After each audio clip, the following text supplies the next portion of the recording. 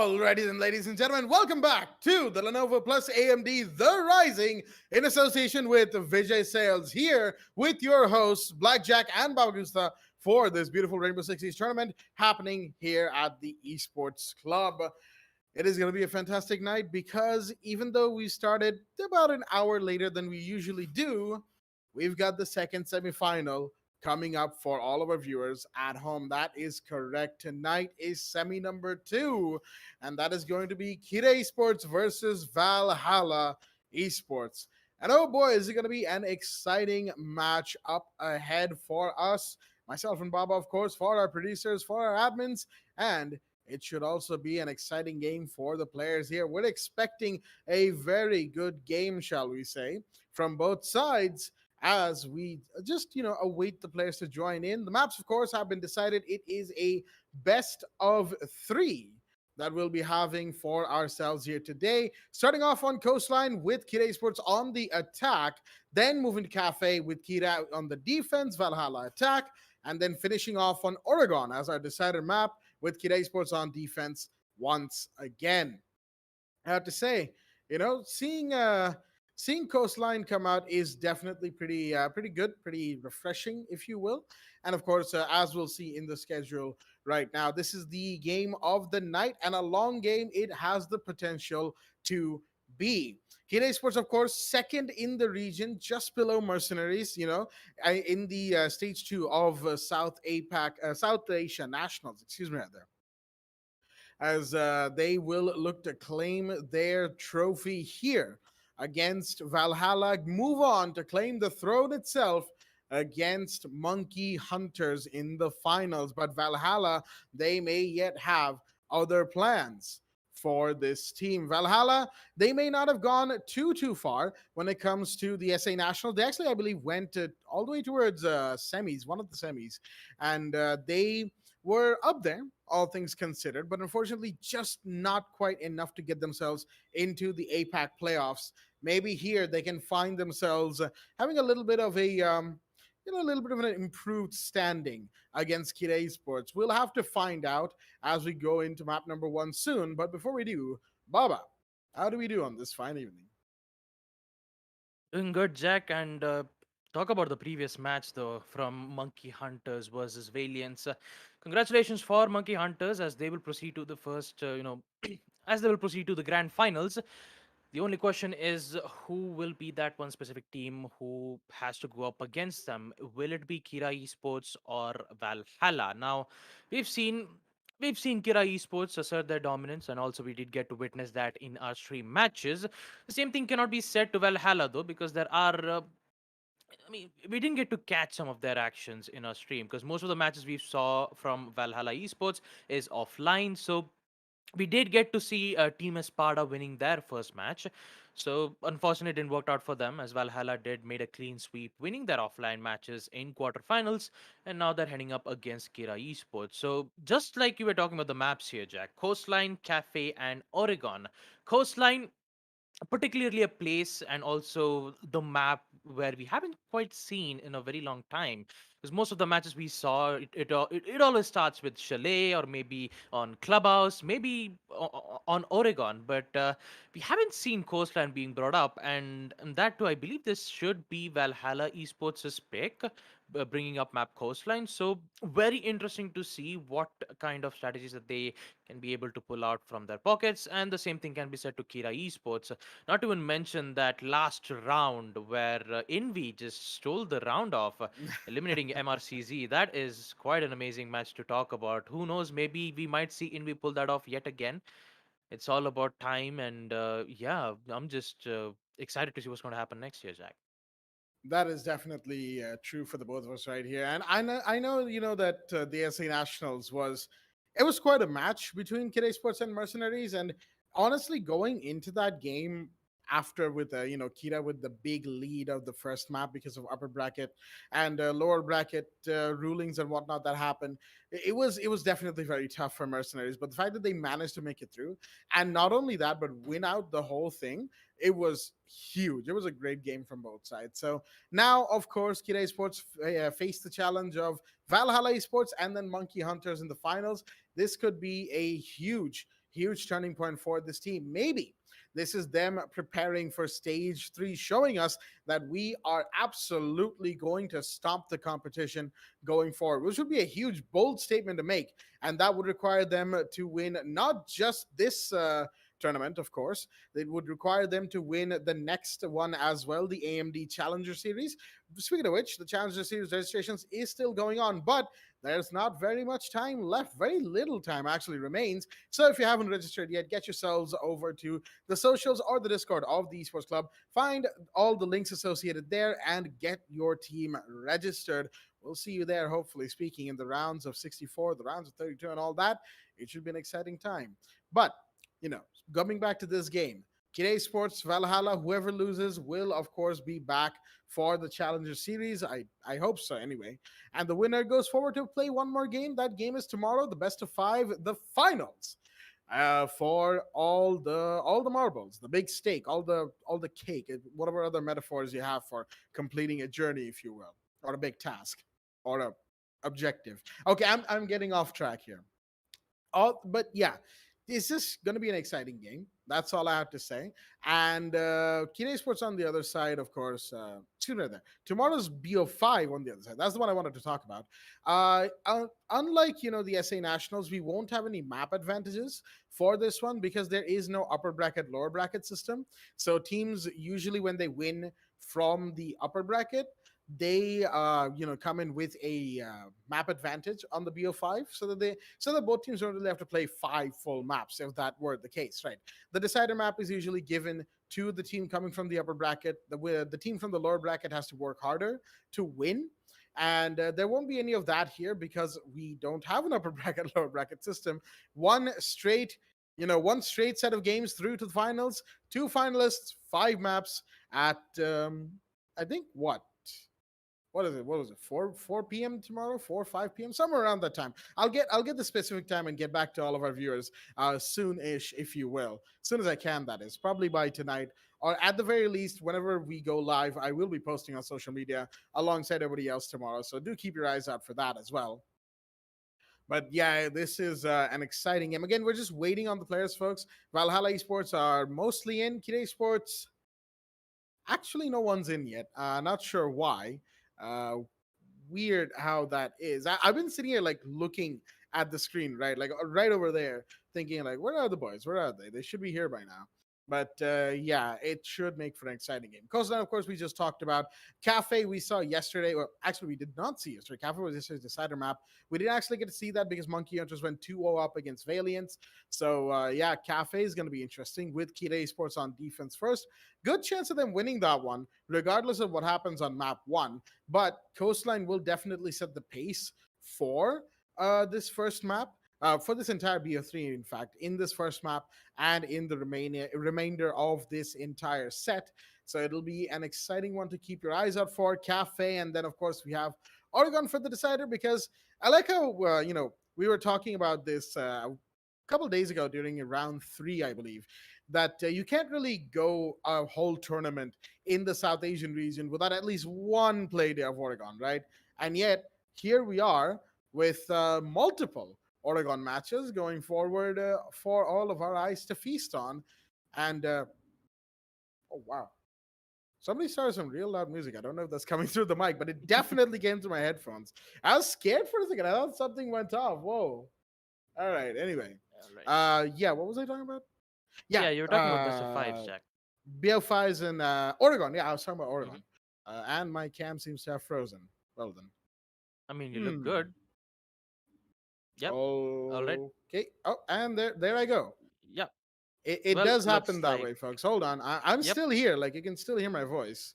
Yeah, yeah, But I do still can hear your voice, Jack. It's just a face cam where we don't get the info just yet. But yeah, I mean, I believe we were talking about Map Oregon, so I think I'll just continue the conversation where you left off. So Oregon, just so I can know from South APAC, I mean, it's one of the most played maps in the region of South Asia. And talking about that specific maps, you know why you would pick that map in the first place. I mean, first you'd say that the defenders a very good hold on basement church and Arsenal's side, even on second floor kids' dorms.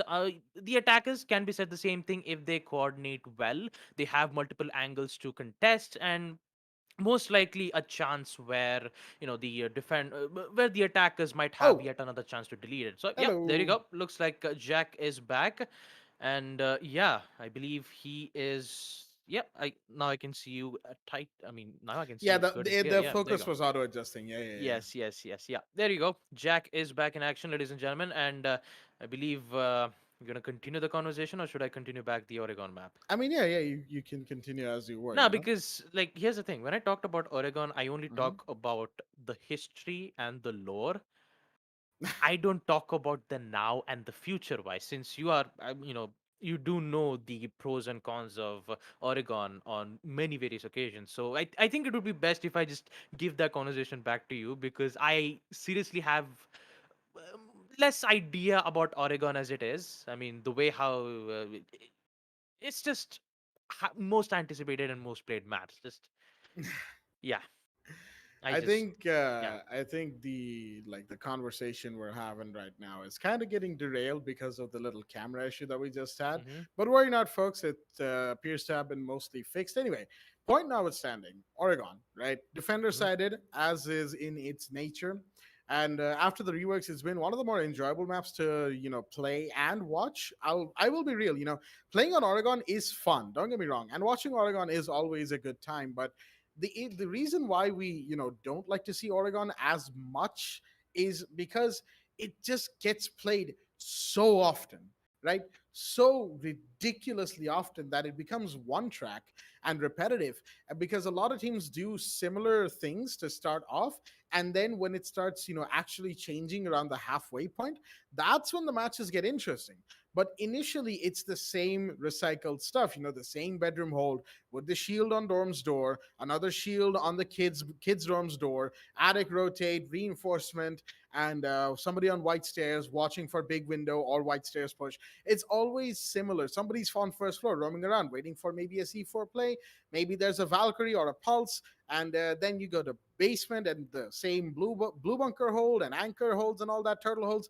It's always the same when it starts off, and it really gets to us after a certain point. That's why I remember when I was casting with Foxy for the Pro League, right?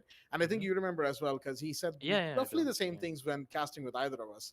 That try to play other maps, right?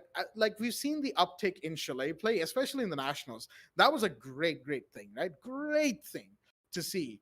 But Chalet isn't just the only other map, right? You have, of course, Clubhouse, another fan favorite, if you will. But you've got maps like Coastline, like Cafe, and like Villa as well. And one thing that I definitely see is that when it's BO1 days and one team plays Oregon, then the next team plays Oregon, the next team plays Oregon, I can't really blame any of those teams, right? Because they're simply going to a map that they know and that they haven't probably played in the tournament yet, so they can reveal some new things they've been working on. But when it becomes repetitive like that, it's like three teams in one day, or two teams this day and two teams the next day and two teams the next day. It gets to us, right? It's Yep. I know that we kind of went off on a tangent here, but it gets to us, folks. That's why we talk about this so much. But yeah, right now, once again, zooming back to Coastline, which was one of the maps that I wanted to see going towards the finals a little bit more of, as that will be the first map of the night, of course. Kira Esports versus Valhalla. Kira is, slowly joining in as far as I can see, but it is going to be a little bit longer before they do. So until then, we're going to have to take a quick short break, resolve some technical issues, and we'll be back. Stay tuned.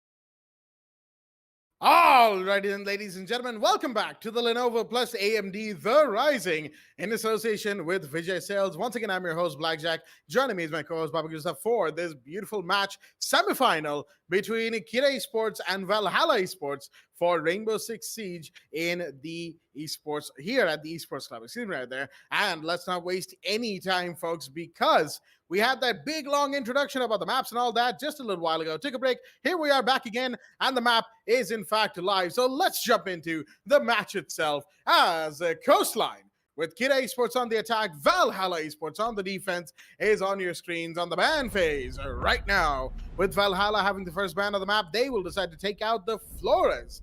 Very interesting ban decision, but a common one nowadays, seeing as Flores is basically Thatcher, but he explodes, or his drone explodes instead, causing harm to anything in a fairly large radius. He can take care of so much utility with that Rotero drone of his. It is insane. So he's going to be banned, and then the Jackal will be banned. No home ground turf for the Spanish attacker today. He will be taken off the board nice and quickly so that the roamers and lurkers and even sometimes players inside a site can breathe a little easier, especially when it comes to second floor lurk hold strategies for the side of the defense. Kira Esports decided to ban that though, so it could have been just that they want every other excuse me right there, so that they just want other attackers to be available. They don't want the Jackal, don't necessarily want to play the Jackal. That's why they got rid of him. On the other side, of course, Valkyrie ban on Coastline. It makes perfect sense on any map, really. Valkyrie bans make perfect sense. So much intel that the defenders can gain with that operator. Not going to be for the night for this map, as Valhalla will decide to ban Mira as well.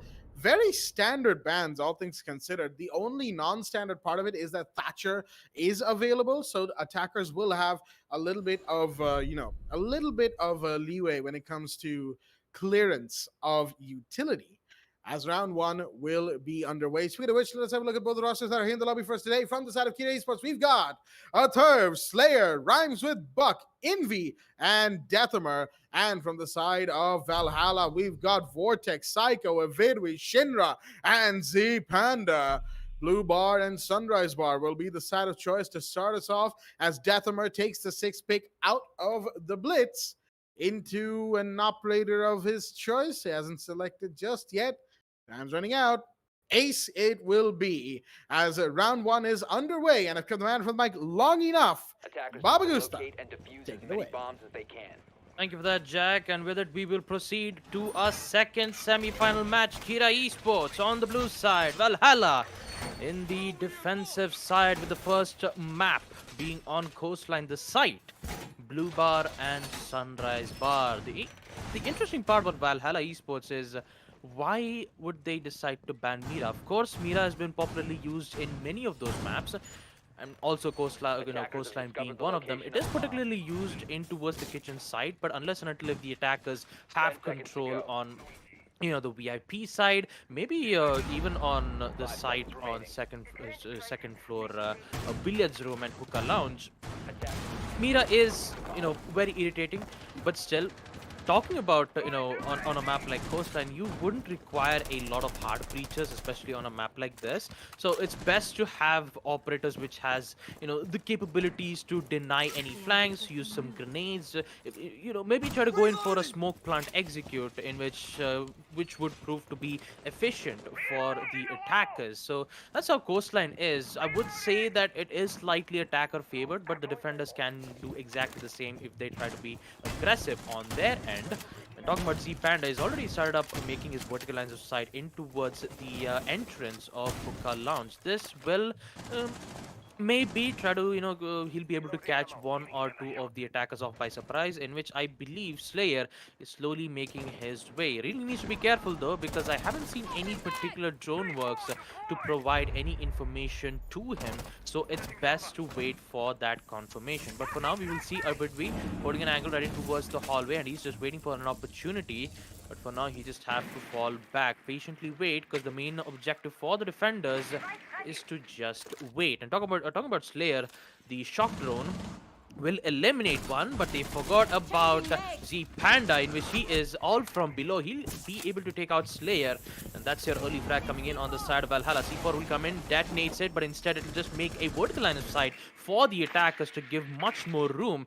And looks like Kira Esports have got the advantage when it comes to getting an access from that specific side. Right now, Valhalla Esports will be currently facing a lot of problems in that, in that specific area, unless and until a Vidwi says otherwise. There's definitely a good chance of more attackers going down here because things are not looking too good for the side of Kira Esports here. They are slowly but surely making their way towards the site. But you have a Woodwee to deal with right now underneath blue stairs. He raced towards this Harry Potter spot.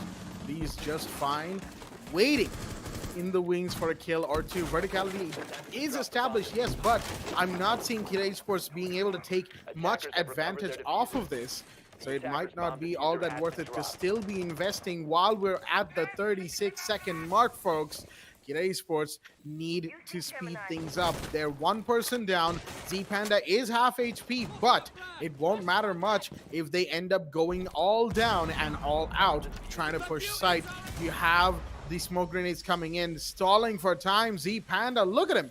He's just chilling in the gas, but he'll be spotted and taken down. That was a little unfortunate right there, as Ramseybuck had the right idea, but here's the Whitby to find one. If he goes down, will more go down? No, not quite yet. Vortex takes damage, so does Deathamar, as Ramseybuck and the third will find two. And now it's a 3v2. Ramseybuck going for the plant behind the bomb. Shinra is down, and Vortex is now the last one standing. Can he get to tight in time? He doesn't know where the planter is. He knows that there's one on blue, but it's too late. Deathamar gets him with the pistol anyway. As a last 20-second, what was it, 30-second push? Something like that. Well, 20 seconds, less than 20-second push gave Kira Esports all the momentum they needed. Even with Slayer down, they managed to take their kills and their gunfights beautifully, only losing one more operator in the process and taking down Valhalla Esports at their own game. First floor has been won, which will force Valhalla to go to hookah lounge and billiards room, which I think is an indication that Valhalla was banking on first floor being a surprise pick and a surprise take from them to put Kira Esports off guard. Didn't quite happen, and now here we are, round two on a more standard site. I mean, this literally shook Valhalla off guard. I mean, they did not expect it to see Kira Esports that heavy aggressive push, and not quite sure exactly what Z Panda was doing. I believe who was playing as the smoke. He was playing on a very difficult positioning.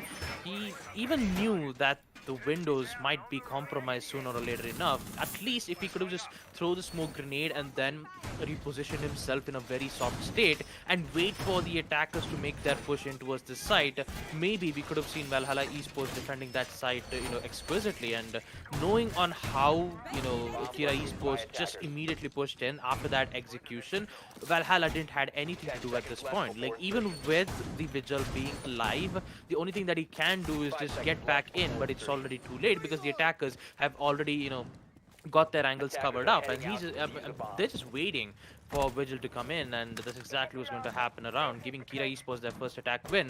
And this time, the site will be on second floor hookah and billiards. And just like you said, Jack, a surprise pick, but this pick from Atharv might cause a change from Valhalla Esports.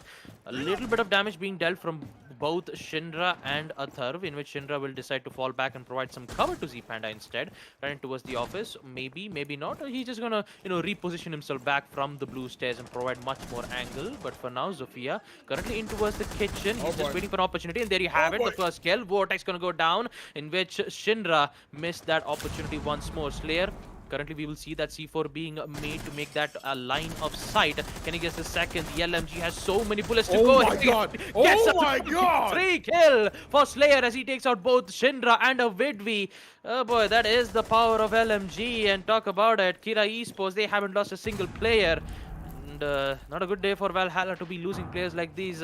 Jathama slowly making his way. Rhymes with Buck comes in to take out Z Panda, claiming the control of office. And now we will see Psycho. Lone Warrior needs to defend a player of five, a total of five players on the side of Kira Esports. Currently hunkered down in the Aqua and Rhymes with Buck. Wait a minute. Not quite sure what exactly happened at that specific moment, but we will see Kira Esports win round two, second floor hookah and billiards lounge. Although I would say that it was a very good push from the Melusi and Shinra at that point, but they literally forgot that the Sophia is not using the M7 assault rifle anymore. She is using the LMG. So no matter how many times you try to go in for that peak, she will pre-fire no matter what. And that double peak that Valhalla did is going to cost them yet another round. 2-0, Jack. Kira Esports winning 2 rounds of attack. What do you think is gonna happen on round three? I am honestly not too sure. I want to say that Kid Esports might end up taking this one. I want to say that they will probably go 3-0 up. But at the same time, I know that that's simply not, probably not going to be true unless Valhalla Esports ends up making the same mistake that they did in the previous round on Hookah. And that was just what was that aggression, I have to say. They were trying to be very aggressive, take early kills against Kira Esports, who were taking map control, admittedly slightly quickly, all things considered.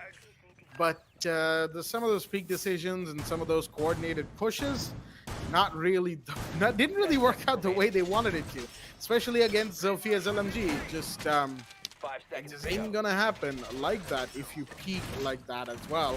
So yeah, we had Slayer just show them what's good with that triple kill early, and they're gonna need to avoid something like that if they want this round to go their way at all. And that, of course, will require quite a bit of work, as once again, a bit of a spawn peek attempt from Shinra. That's a Vim, mind you. And unfortunately, not going to do much, just a little bit of damage to Deathamer. And that's not even to stop Deathamer from, playing his normal game. He won't become conservative just off of that. It's just not how Deathamer works. You put him down to like 25 health, and he will still play his regular game and try to be the best he can for his team in this situation. And that's where the experience really comes in. Valhalla is a team that has experienced high-level play in the region fairly frequently as of this, as of quite some time now. And Kira Esports, of course, they've been all the way, even to the APAC playoffs, playing against other teams from North and South APAC, trying to get a place in the majors. Excuse me. They didn't quite get it, of course, but they tried, and that's what counts. The experience is what counts, and they're bringing that experience back with them here so that other teams can maybe learn a thing or two as they go onwards from this point out. Shots were fired. That's a vid. We taking a bit of fire towards his general direction, but he is still alive. That's what matters right here. Also for Kid Esports, what matters is all of their players are still alive and kicking, but Deathamer might be able to change something about that very soon. No, the smoke isn't actually peeking from there. Z-Panda is more than wise to just stay in place. He has a mute jammer, making sure that the Selma does not break open the wall and give away his location. He's going to prepare a gas canister to hide his presence, any push he wants to make, and all the like, as we are slowly approaching the 1 minute mark. Well, talking about Z-Panda, who was quite aggressive on the first round, this time he will play passively and wait for Kira Esports to go in for that plant. Unfortunately, we will see Z-Panda getting caught off as he tries to reposition. Oh. What are you doing, Z-Panda? That is not a good way to reposition, and looks like Kira Esports got the upper hand of 5v3 already in the 40-second mark as they proceed to go in for the plant. Shinra tries to contest against the Iana right outside the kitchen window as the nade is going to get thrown out. But wait a minute, we see Psycho taking out a third, but it's too late. A post-round situation will come in as Psycho, she's still trying to contest right from that window. She will fail nonetheless in the hands of NVM7.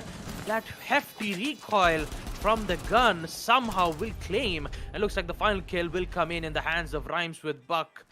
We will see Kira Esports win yet another attack round on first floor blue and Sunrise, and looks like with that 3 attack round back to back, Valhalla Esports, they really needs to be careful with those aggressive peaks though, because yes, I do understand that, Coastline is heavily an attacker-sided map, but Still, you need to figure out a way, maybe just wait for the attackers to head into a certain position where you can eliminate players one by one.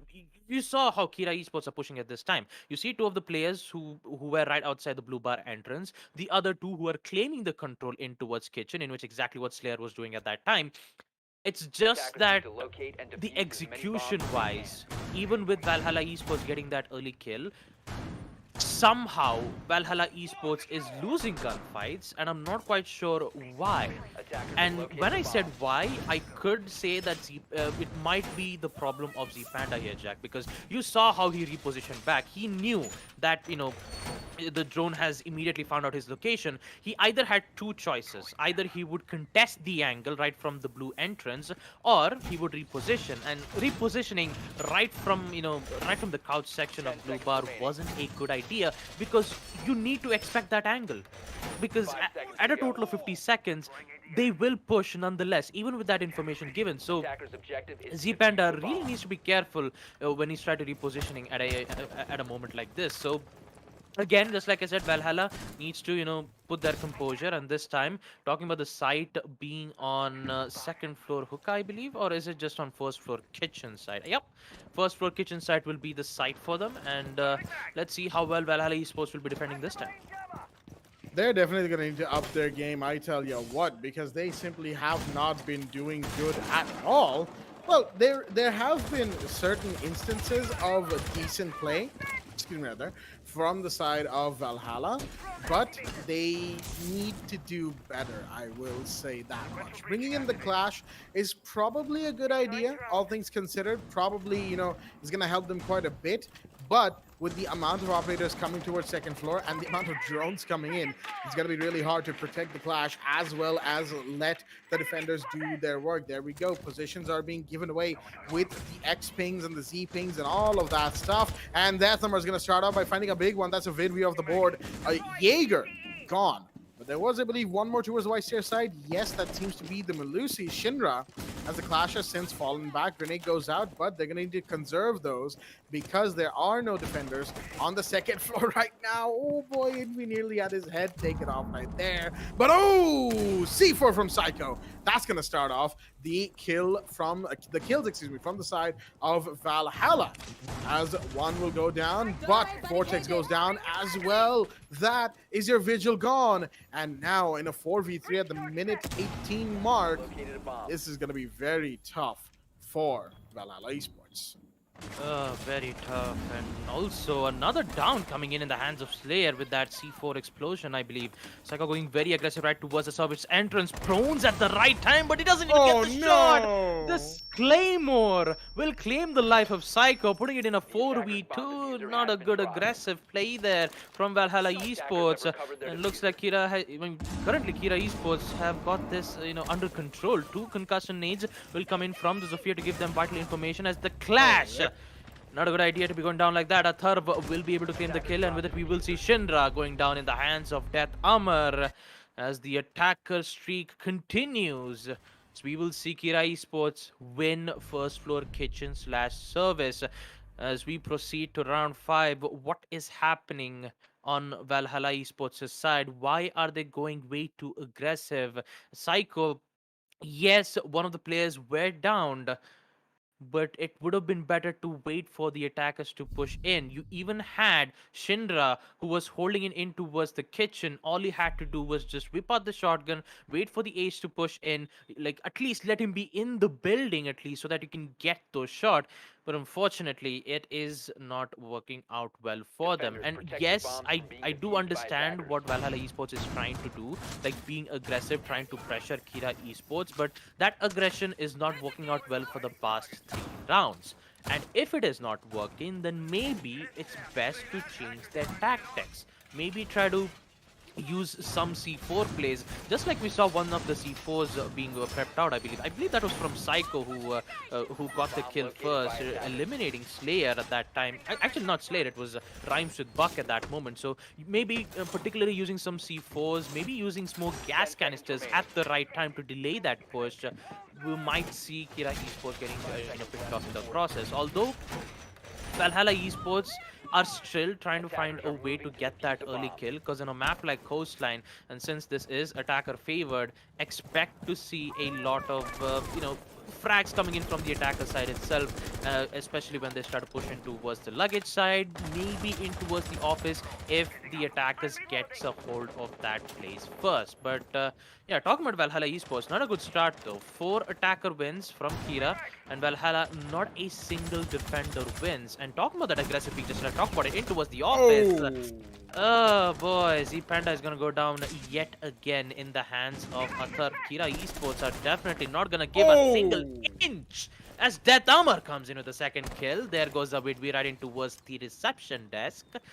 And now I am confused. What is Valhalla Esports doing at this moment? Why are they going aggressive? Shinra will somehow get the kill, taking out Death Armor, but I seriously don't know what is happening around here. Valhalla Esports, they're going ham. And they're going ham at the wrong time. No information at them. I mean, it could have been better if you had a Valkyrie at this point, but there you have it. Vortex comes in with another kill this time, taking out Envy. This time it is good though, because the man count is equalized here, 3-3. And they want to continue this aggression furthermore. Buck comes in to take out Shinra right from the reception desk, puts it in a 3v2. Oh boy, what is going to happen next around here, Jack? Because I have no idea. I mean, neither do I, to be fair. Valhalla is playing extremely aggressive and extremely forward. You can see them inching for those runouts. They want them. As that was going to come in. Will he come in time? Slayer will find one, but there we go. No, he didn't quite get the lineup. Vortex just about gets that, as the down will be confirmed onto by Rhymes with Buck, but he's now going to contend with... No, okay. Okay. Really, after all that, a vault... That vault decision what is happening? In that split second, that decision was probably what got him killed right there, I will say. And it's not as disappointing as maybe my tone of voice might say initially, but I personally was not expecting the Aruni to just decide to jump off from the table, right? Because it opens you up to getting shot from the big window. And this is something I only recently experienced, the hard way myself. So I was like, okay, yeah, if I probably, know this, then these guys surely do. But I probably should just temper myself a little more. I was getting really into it. And then to see that, it kind of deflated me. I'm sorry about that, folks. But man, again, Valhalla Esports nearly got saved by Vortex being an absolute beast with the beat and run, right? But it still wasn't enough. And I'll tell you why. His teammates are just not there. His teammates are simply not there. They are not showing up. They are not playing around him. They're not playing around each other. They're going for single gunfights, constantly trying to pick Kira Esports off one by one, trying to isolate their, opponents. And while it works in certain instances, in certain isolated gunfights, in the long run, it is not worth it. I mean, you look at it, right? Just in the last round, what do we have? We had so much aggression from the side of Kira Esports just to get an early spawn kill or spawn peek, right? Just trying to find Death Armor. They lost Z Panda, I believe it was, the alibi. And oh no, it was a Vidvi, yeah.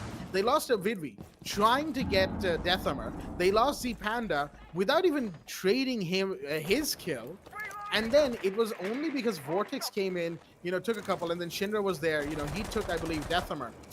That was where, they started bringing it back for themselves, but it was because both of those two were sort of coordinating. There was a little bit of communication going on there. But even then, it simply isn't enough. Where are everybody else? And why are decisions like this being made? That is my questions, and that is what I want to see less of, because Kira Esports is simply waiting for them to come around, peek the corner, and get them, finish them off. And Valhalla, for these first 5 straight rounds, have fallen for it. 5 straight rounds. Can you afford to give away 5 rounds in a BO5? In a BO3, excuse me. I don't think so. Because if you lose map one, then that's map one, all gone. Oh, what is that run out decision? Oh no, but the third doesn't have enough HP to contest this. There we go. The second runner was needed right there, and Shinra definitely took advantage of that. Will Vortex be revived? No, he's just been left out high and dry as Ramsey will come in and take him out, and Slayer will find a Vidwi in the meanwhile. 2 down suddenly, and all that for a third. Was that worth it? No, I don't think so. 4v2 with a minute 10 on the clock. Talking about Seko, she's doing it yet again, right outside service entrance. So much aggression. But looks like Shinra will be able to get one, but no, he's just gonna get refragged in the hands of Rhymes with Buck. What exactly is happening around here? Psycho will get the shotgun kill, taking out Rhymes with Buck. Huh? Alright then. Okay, but resuming back into the match, we will see Kira Esports in a 2v1. Psycho all by herself. She needs to find those two players, and that too with a post-run situation. The SMG-11 almost claiming the life of Slayer, but he will survive nonetheless, and with it, we will see that Tamar get the final kill, eliminating the last player on the side of Valhalla Esports. I mean, what is that aggression, man? I seriously have no idea on what Valhalla is doing. This is like 5 straight rounds of Valhalla Esports just running. I mean, 2 runouts on reception desk, 2 runouts on aquarium balcony, 2 runouts on office. They are just running out ham and eliminating players, especially when they're going in for that rappel. And even though defenders have not a single not a single information game, even from the default cams, maybe they could have just put it out, but this time, Valhalla is more of like they just want to get it in a very fast manner. Getting that early kill, yes, it's a good idea, but why have so much risk? I still have no idea on what exactly is Valhalla's game right now. And talk about the risk to reward ratio is just so small for the way Valhalla was playing there. I mean, wow. Way too many risks. Way too many risks. And they decided to go with it, Jack. Yeah, like they did. They 6 really rounds they straight. committed. At least we can say, at least they can turn around and say, be like, all right, at least we committed to what we do, right? At least we tried, Jack. At least we tried. It's what was that again? Yeah, there was an attempt. Yep. There was an attempt, and we did it. Well, whether or not they did it is up for debate. Yeah, it's just not a good idea to, it's 6-0, Jack. Match It's point. A map point. It's match point. Yeah, a map point, and Envy is currently the one trying to go in for that spawn peak. Unfortunately, he won't be able to get one just yet, so I think it's best to just fall back instead. And talking about Valhalla Esports, though, what is... I still have no idea what is going on in their heads right now. Losing those 6 defensive rounds in a row, and now they are in the attack phase with Kira Esports on map point, and with them on defense. They have so much information. You can even see the red pings coming in towards the bar side, the blue bar side, indicating that there is one particular player.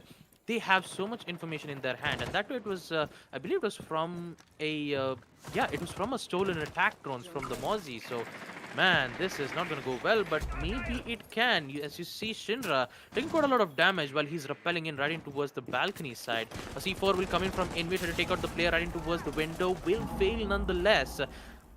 And talking about Kira Esports, they are currently taking... they're just going to take a good amount of breather here, Jack, because Valhalla Esports, they haven't made an inch just yet, and Slayer will get his first kill with the SMG-11, taking out a Bidby right from outside, right towards the Cool Vibe stairs. Again, Slayer, so low on HP, decides to whip out the shotgun, can he get the kill again, but the one shot comes in.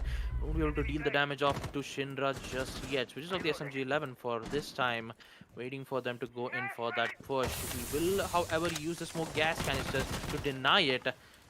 Just what is happening around? Already one kill, but Psycho is already in towards Aquarium, getting out Envy, but Slayer! Well, he's gonna take out Shinra. My goodness, a 4v3 as we proceed to the 1 minute mark. As C4 being tossed from Athar, a pre-play C. Actually, it's not gonna be a pre-play C4.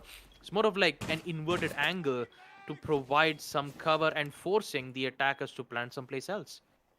Yeah, and if they manage to, hold off that plant spot, that will be great for the side of Kira. They have so far managed to play this about as well as they can, really.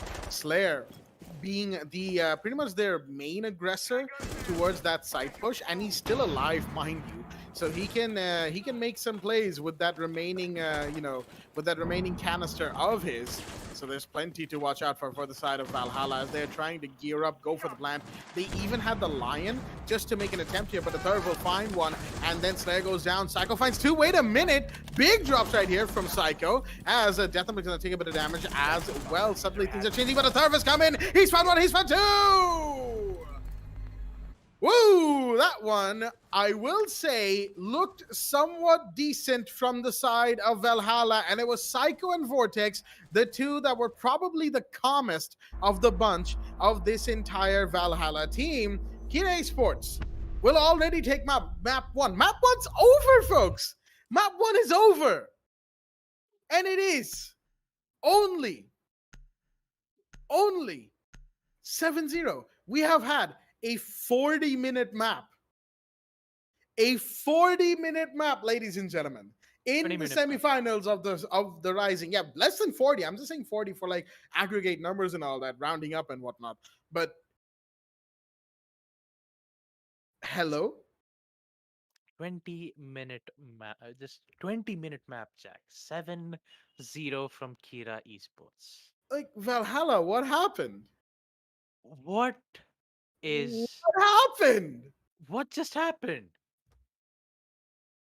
Why the sudden aggression? Why the sudden 7? Huh? How? Even I'm lost for words. What just happened? Like, why are they losing so much gunfights? I mean, this is not. This is not the Valhalla esports I'm seeing right now. I mean, it's very different. I mean, talk about them. They are very coordinative. And talking about the coordination happening on a map like Coastline, there was nil.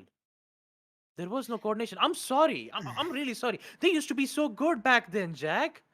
They used to be so good. I think we'll have a chance to, break that down a little bit more in the highlights that we'll go into right now, folks. Just, give us a chance to really look at what Kira Esports were going up against, what Valhalla Esports were doing.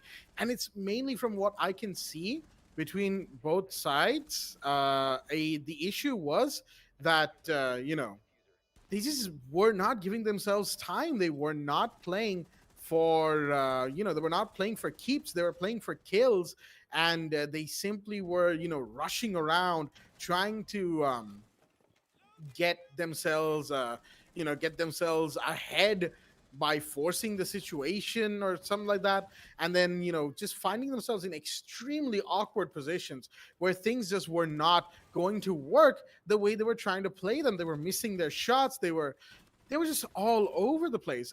There's not much positive that I can really say outside of maybe a little bit of coordination from the team that they were like stringing in towards the end of the match around rounds 5, 6, and 7. But even then, when the rest of your team is just playing for kills and not playing around the objective or doing pretty much anything at all, that is when these things fail. That is when any, push you want to partake in just straight up fails. And that's what happened here today. Kira Esports just did what they normally do. They did their standard stuff, and Valhalla were just, they were not present. They were not present at all, I have to say. As that is going to be map 1, folks. Coastline taken care of. Less than 40 minutes. And we're going to go into map 2, that is Cafe Dostoevsky, in just a short while. We'll see if we even have a map 3. I'm starting to doubt that. But we'll see about map 2 and potentially map 3 after a short break. Stay tuned.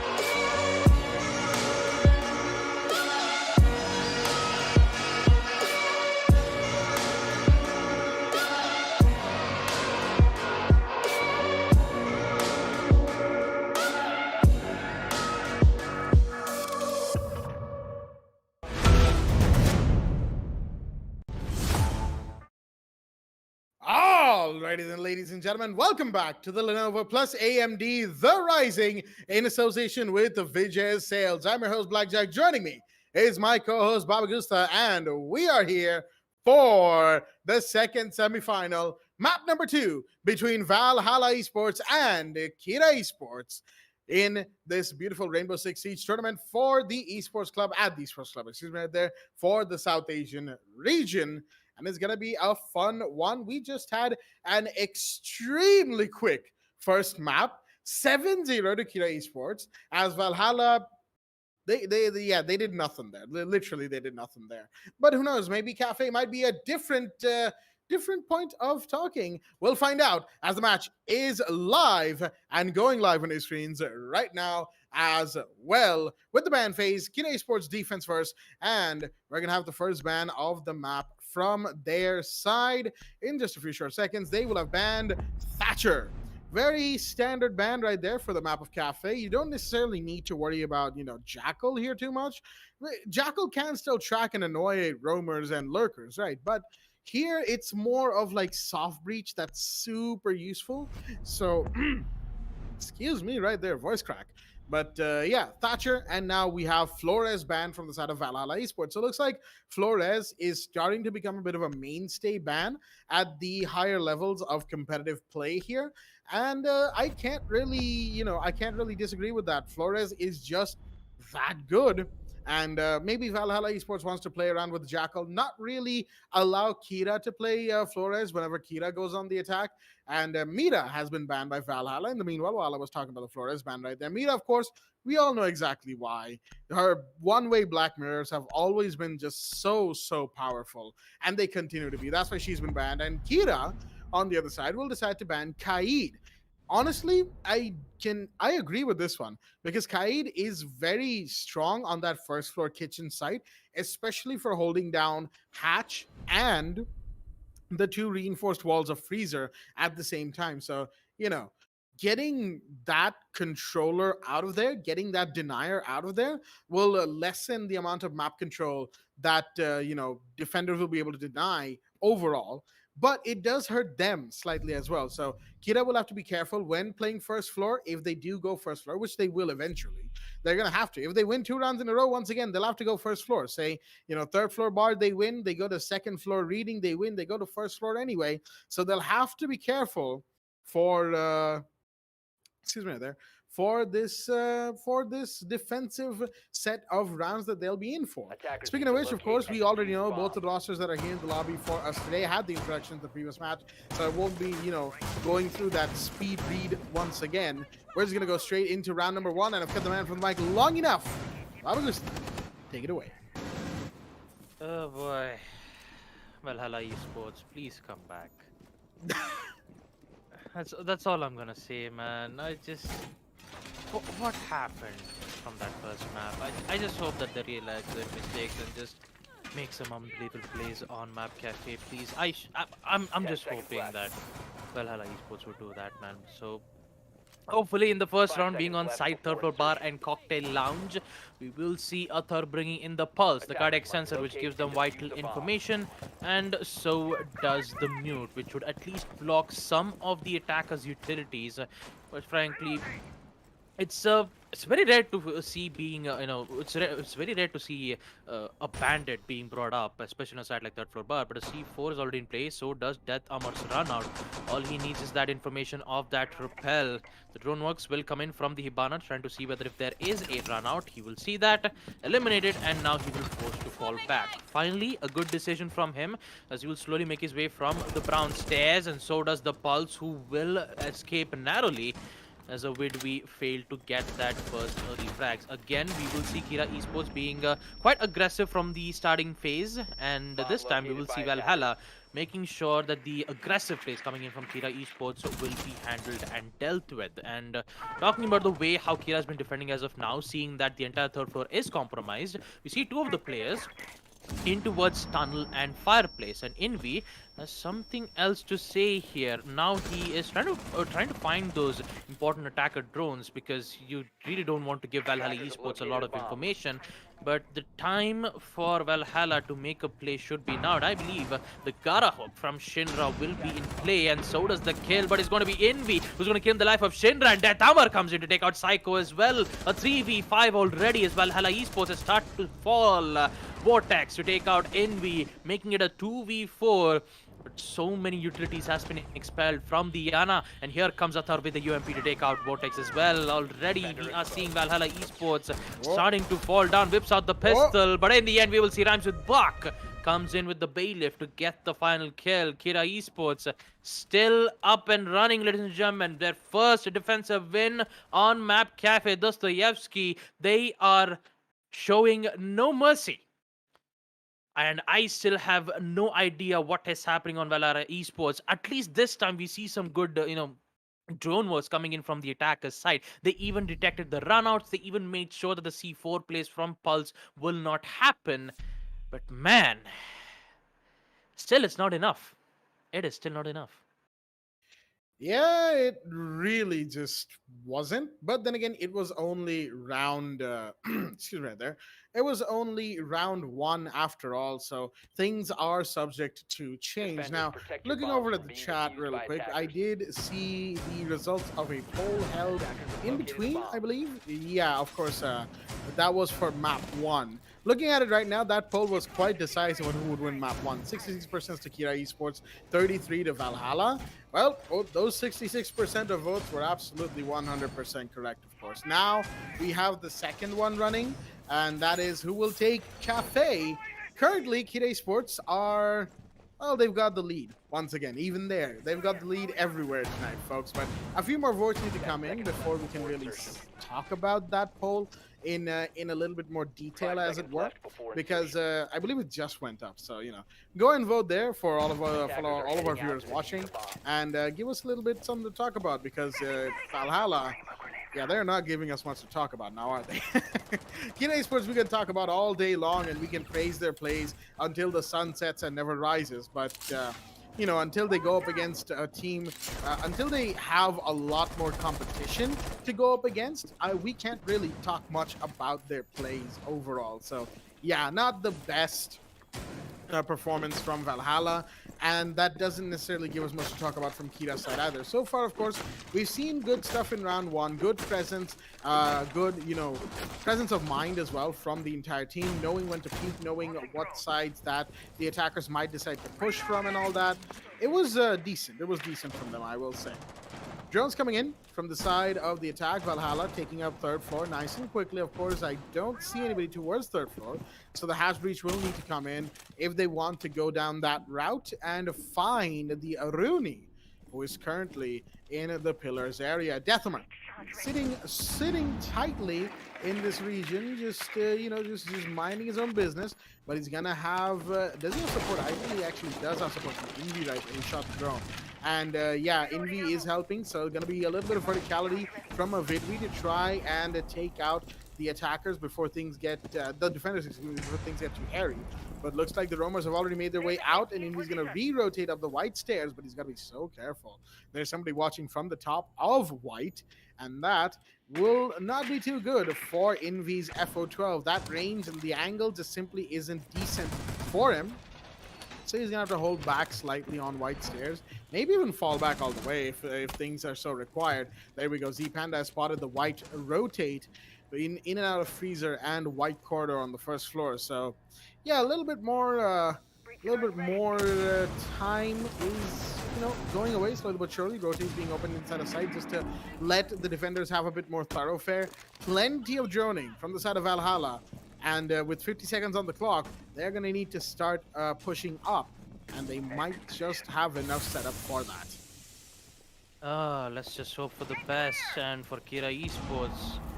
not a lot, because they're just chilling at this point, because the way how Kira Esports has been defending, and talk about their attack strategy here from Valhalla. They've started to open up the hatches in towards Freezer, and they're prepped and ready to go in for the execute. The same thing can be said for Slayer, as he's already prepped in with the smoke gas canisters will be used to make sure the drop-off will not happen. And talking about time here, Valhalla Esports, they have lost a lot. 14 seconds left. The drop-off will actually, won't come in just yet. They're just waiting for the confirmation of the VIP to get that control. And there you have it. Vortex with the first G8 kill. Slayer goes down in 5-4, but they are losing a lot of time. What is happening around? Valhalla Esports doesn't even have the diffuser in hand, and there you have it. Kira Esports will win via time.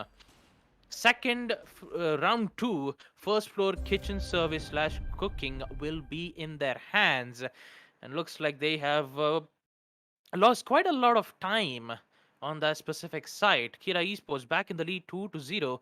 As we proceed to round 3, the site will be on second floor, reading room and fireplace hall. Talking about the attack coordination there from Valhalla Esports, it was pretty decent. I'm not going to lie. It is at least a better improvement than the previous round, because in previous round it was just an entire chaos. They just went so aggressive. They keep making those risky plays, and that risky plays was just Kira Esports' boon to winning those specific rounds. So Valhalla, they are going in at the right direction for the past 2 rounds. Hopefully in round 3, maybe getting the control on third floor bar as quick as possible would be a viable choice for them. Not even mention, you even have the Iana. You've seen quite a lot of Iana picks being made, because she is an excellent operator when it comes to removing utilities from the defender's side, even when it comes from above or even if it's below. So with a total of 2 frag grenades, a Gone 6 and a G336, Iana is an exceptional operator to be, playing on a map like Aquatus CSK. Not even mention the Gemini replicator, which gives so much information in towards the side without even being there. So hopefully putting that to use, we will proceed to the action phase, and hopefully we will see Valhalla Esports coming back in action. Panda this time bringing in the Kebi. And talk about Kira Esports, again a very strong contender, and also a dangerous team that Valhalla Esports is going up against. So a little bit of motivation should be good for Valhalla to come back up, because the way how Kira Esports have been dominating them for the past 10 rounds, including Coastline, it's just not a good way for Valhalla to be going down like this, man. I mean, I know I'm trying to support Valhalla at this point, but Kira Esports, this is what happens when Kira Esports eats a lot of Kira, and they just go immediately just destroy every single person they see. There you have it. The first kill this time will be in the hands of Shinra, taking out Slayer, and a 5v4. An early kill will come in. How will Kira respond to this? Now, mind you, the first kill was Shinra's, yes, but even in Coastline, map number 1, if we recall correctly, Slayer was the first one to actually go down. Even then, it was not around that Kira that Valhalla took. Now, however, they might just Deathmers off the board, a much bigger kill right there, which will force the turf back out of the piano area, as the Dekebikal is going to go out to try and track his position. Things are looking slightly tight now for the side of Kira Esports. Valhalla has certainly made good on this second floor site hold that Kira has had to bring out, even though reading is still technically a fairly difficult site, because you have the castle barricades and so much utility on second floor to deal with, and they're gonna have to deal with that nice and quickly. But here's Rams with Buck. Wait a minute, the LMG with a vertical angle, inverted vertical angle, will find one. That is a video of the board. First one down. And that's not going to look too good for them. That's a couple of grenades gone as well, as flashbangs have gone out. But will they really find anything? Not really. Not a whole lot. Shinra still droning. Envy on pillars, curiously enough, is watching for the drop down from Cigar Hatch.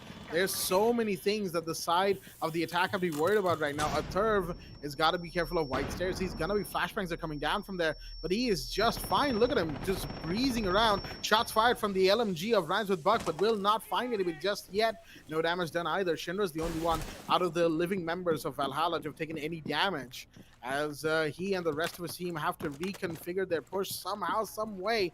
They need a round going their way. 9 rounds in a row. Kira Esports have won so far. And oh, bad rotate right there from the castle. Will be caught out by Vortex. Much needed as Psycho finds Envy in the meanwhile. Good stuff, but 10 seconds remain. And there we go. Z Panda will find the last one as well. After 9 straight rounds of losses, we have a round taken by Valhalla Esports, well coordinated, well pushed, and this time, you know, the what's it again? What's the saying again?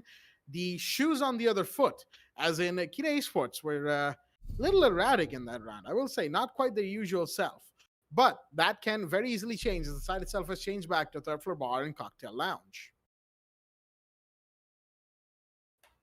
Well, this is what I'd love to see from Valhalla Esports. Finally, they will win their first attack round on second floor reading room and fireplace hall. And yeah, since I've talked much more about Valhalla Esports, why don't I talk about Kira Esports? Last time I remember back in the days where Rats and Rattler used to be on Kira Esports. I remember I made a decision that I would make my own custom goggles, saying that they would be the R squares of Kira Esports. And now, since even with that huge roster changes happening, instead of seeing Rats and Rattler, we will see rhymes with Buck and Envy in Kira Esports. I've never seen such a devastating duo who's been not only just challenging angles, but also winning so many rounds, winning so many clutches. Maybe I need to make another custom goggles made for Kira Esports this time. Maybe I'll just write Envy on the left side and Rhymes with Buck on the right side with my goggles in it, and just call this as the dynamic duo of Kira Esports. What do you think, Jack? Well, I don't know about dynamic duo just yet, but I will say that things are... Well, maybe they might be looking up slightly for Valhalla. Do we dare say that? I think we do. I should hope so. I should hope so. For the time being, mind you, folks, because, we got to preface this with the air of caution, because things can change very quickly. Very, very quickly, as we all have become accustomed to, if you will, for these two teams right now, and more so for Kira Esports, because they have seen some very, very wild turns in their esports games. Some of them, of course, have been great. Some of them not so much. Valhalla, the squad itself, not so much, but these players, when they were playing for different teams individually, at that time they definitely saw their fair share of wild turns and odd matches. But with one round being taken, Valhalla has their foot in the door. They've got themselves on the scoreboard. And let us not underestimate how big that can be for any team as a third. Oh! Did not expect that grenade, but Deathhammer will actually be the first one to get a kill. That is Shinra off the board. Your Ash gone, and the revive will come in. A third wasn't taken out. He was merely down. And of course, the one who threw the grenade doesn't really know that. I think that was either Vortex or a Vidwi, whoever it was. Vortex, okay, so I'm seeing a Vidwi with all of his grenades. It was Vortex who threw the grenade. Didn't really know that, the Echo was down, and I don't think his drone was in a position to do that, but oh, the shotgun from the mid, will it work? No, not quite. Vortex just about survives the shots fired in his direction, equalizing the score count, or excuse me, the man count. 4-4. And maybe, just maybe, they could equalize here and now. They're going to have to. Flashbangs are going out towards Piano as a Turv is in a precarious position. Didn't need to peek, but Vortex will go down as well. That is from the Tachanka LMG. Rhymes with Buck. Finds one more. Vortex on the board, but so is the Echo. That is a Turv gone. The flames from the Tachanka finding his target, and that is to deny the area of the attackers pushing in towards Piano. Look at that. Rhymes with Buck. Gotta be careful though, accidentally flamed off his own segment here. He wasn't even seen through the bathroom line of sight, but it won't matter. Victory goes down to Deathhammer. Shots are fired. Not gonna connect. It will now. Sacco finds one. Gates found, excuse me, by Deathhammer. And now it's all up to Z Panda. Last one inside of Piano. Deathhammer is all over the place today. He is everywhere, getting all the kills for his team. That was a quad, I believe. And what a quad indeed. As Kira Esports will go 3-1 up. Looks like the looks like my suspicion of them not really having a grip on second floor reading is slowly becoming a little bit more concrete, because they were very comfortable in that round on bar, let me tell you. 3-1 is the scoreline going into round 5, as Kitchen is going to be the set of choice once again. Uh, Death walks among Valhalla Esports once again with the quad kill, man. For a moment there, I thought Valhalla Esports had that opportunity in hand, but a 2v4. Somehow, Valhalla Esports lost their grip on the side third floor bar. So close and yet so far, and this will give Kira Esports the lead once more. 3-1, winning third floor bar twice, and first floor kitchen service will be the site yet again for them. So I do think that if Kira Esports to win their first pro kitchen and kitchen service and cooking, there is high likely a chance for this first half to end at a 4-2.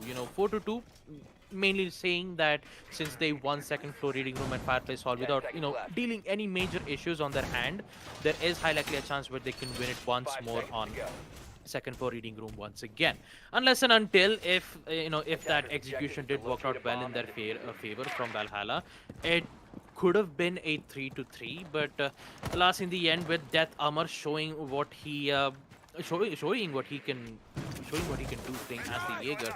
4 kills from the guy, and man, he just made Valhalla Esports regret going in for that execute. There were just 2 players left, and also not even mention Rhymes with Buck with the Tachanka's Shumika launcher. Oh my god, it's been a long time since I've heard that name. For a very, very long time, has been put to good use. So much denial, not even letting them enter in towards piano, and neither entering the third floor bar entrance too, which forced Valhalla Esports to take their time waiting for that to end in. But the good thing about it right now is Vortex is getting his early kill. 2 kills for Vortex already. Wait a minute. In towards reading room, he's gonna claim Death Armor and Envy. What a good start for Valhalla Esports, and that too with a G336. This opening from Valhalla Esports might be a boon for them, unless and until Atharv still has something else to say. You still have a lot of deadliest players still alive on the side of Kira Esports. If Valhalla Esports doesn't take care of them, then we all know what's going to happen next. A comeback will happen, and I'm really just worried for Valhalla Esports, but not to worry about too much though. Psycho comes in, he takes out Atharv. A 5v2 where Slayer and Rhymes with Buck are forced to be in the site this time. Now Smoke is currently holding in towards VIP Lounge, so he will try to make sure that the push from Freezer will not happen. No, actually he won't. He'll just fall back towards the site. So there you have it. 2 players already in the site, and now the attackers are slowly making their way, using vertical lines of sight to eliminate players in towards kitchen service and cooking. And now Kira Esports, again, they're in a 2v5 situation. Not the best situation to be in for the setup Kira Esports, for sure. They were a little bit too aggressive this time around, and I think they thought that they could force the situation with Valhalla and get themselves in a good way, in a good position to really go ham in this round. But unfortunately, that simply was not the case. And beautiful use of the drone to allow Shinra to get that kill, as Slayer is now the last one standing. 1 versus 4. He's just gotten the first kill, mind you, but no verticality will take him out instead, as that will be a Vidwi to finish off the final one. There we go, Valhalla Esports. Where was this in Coastline? I wonder. Maybe they've just woken up. Maybe, who knows, they were taking an afternoon nap, the whole team together. And then Maybe they a woke cryo up and they were just probably groggy when they woke up. They are now up and running, if you will. Seems to be the case. But Deathmar has, I believe, asked for a pause. So that's going to go through nice and quickly, of course, as wait a minute, is that pause? Yeah, there we go. That has paused. In fact, I was thinking, like, did my feed stop? What happened? No, it's a pause, folks. So it's gonna be a little while before we can get started once again. This seems like a time where Kira Esports might want to reconvene and reconsider the kind of mental game they came to this match with, to this map with, I should say, as Valhalla is putting up a lot more of a fight now than they were in a Coastline, for sure. And I think Kira Esports is just being caught a little bit by surprise by that fact. I can't really blame them. I myself am liking this though. Valhalla needs to put up a fight if they want this map to go their way, and if they need, and they do need, this map win for map number 3. Oregon will be a big, big game if we do go there. But Kira Esports are still in the lead, mind you, 3-2, as round 6 will be underway very, very shortly. So, right now, 5 rounds worth of siege, and with Valhalla waking up, Baba, what are your thoughts on this match right now? I mean, yes. First things first. I do have to, apologize in the beginning because Valhalla Esports, like, I had no idea what was happening in the first place, especially in the first map on coastline. Like, we've seen Valhalla Esports being so, I wouldn't say uncoordinated. Maybe I was being mean. Again, apologies to the viewers who still thinks that I'm still biased at this point. But yeah, Kira Esports, again, they are in a good lead nonetheless in the first half. They are currently in the lead 3-2 unless and until Valhalla equalize it 3-3 in the first half, which in fact will be a good start for Valhalla. Knowing that the first map wasn't a good start for Valhalla Esports, and also with the pause timer coming to an end, we will resume back to round 6, being the site on second floor reading room and fireplace hall. Now this site is high likely Valhalla's point, because we've already seen them how confident they were winning the site on second floor reading room.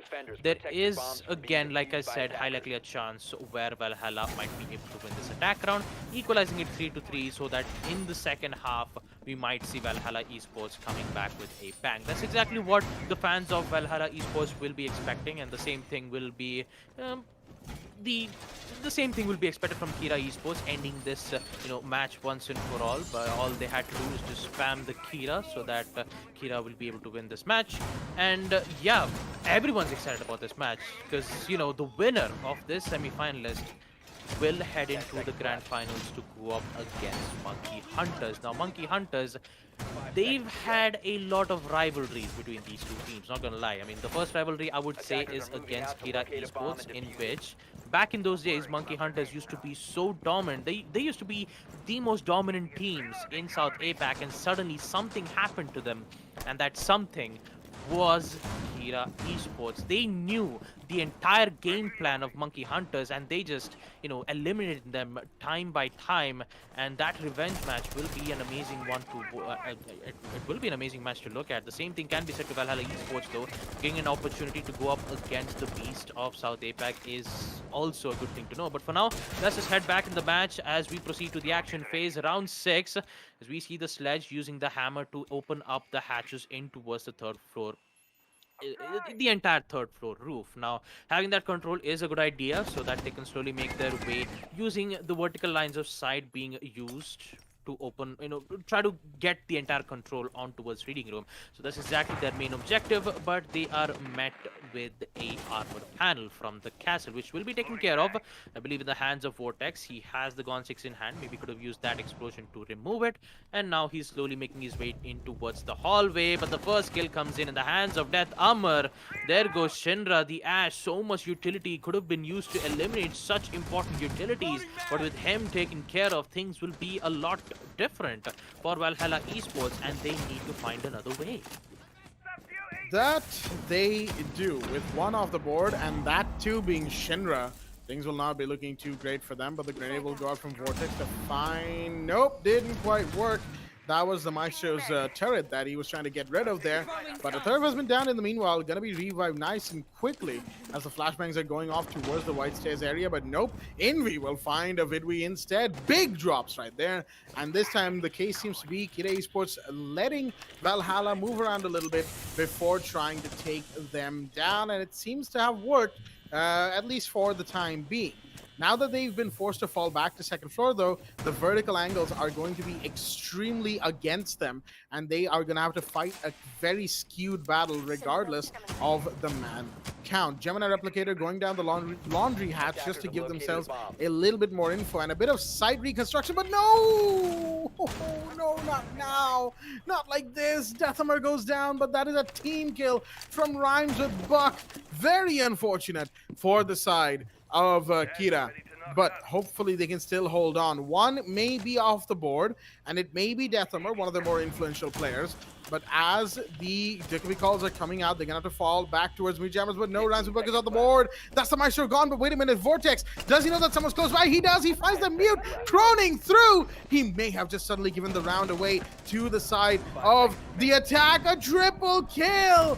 What is happening? Psycho's going for the plant, and that is because a Thurv managed to stop, the plant happening just a second ago, but he can't anymore. He's going to come up and face the music front on.